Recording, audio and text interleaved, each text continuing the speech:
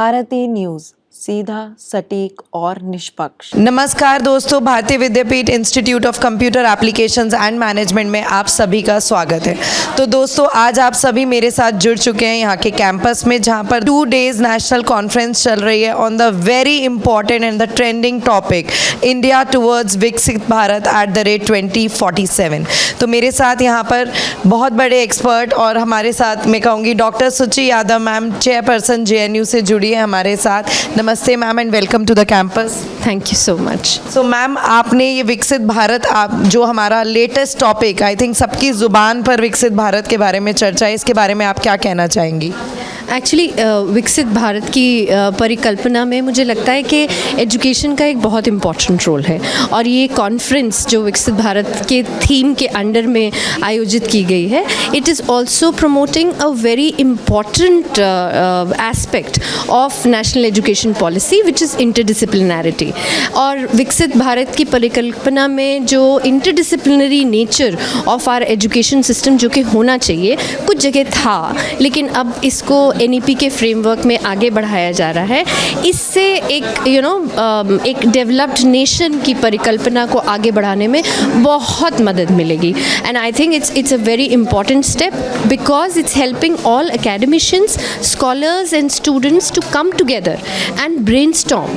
आप आपस में मिलके बैठ के सोच सकते हैं किस तरीके से आप टेक्नोलॉजी को हार्नेस करेंगे, चाहे वो कोई भी डिसिप्लिन हो, किस तरीके से एक दूसरे से जुड़कर एक अच्छी रिसर्च जिसका कि आगे आपकी सोसाइटी में, आपके समाज में उसका उपयोग हो सके। तो इसलिए ये कॉन्फ्रेंस बहुत अच्छा एक कदम है उस डायरेक्शन में। That's such a great idea and vision ma'am. आपने आज as a chairperson, as a session chair भी आपने यहाँ पर विटनेस करा कि काफ़ी बच्चों ने, स्कॉलर्स ने, अंडर ग्रेड स्टूडेंट्स ने एंड टीचर्स और जितने भी हमारे प्रोफेसर्स हैं, अलग अलग थीम पर, टॉपिक पर पेपर प्रेजेंट करा। तो मेरे को लगता है कि आप उसका एक फीडबैक दें। How did you find those paper which were do interdisciplinary? तो how did you find that? The topics were very, very interesting because, as I said, interdisciplinarity is the key. So the topics of the papers, those were presented, were also reflecting the same theme of interdisciplinarity, from technology to learning models and to AI-backed technology, and the use of AI in developing new models of education was also reflected in many of the papers. Beyond that, social media and how it can be used to promote sustainable development goals, there were a lot of papers around that theme also.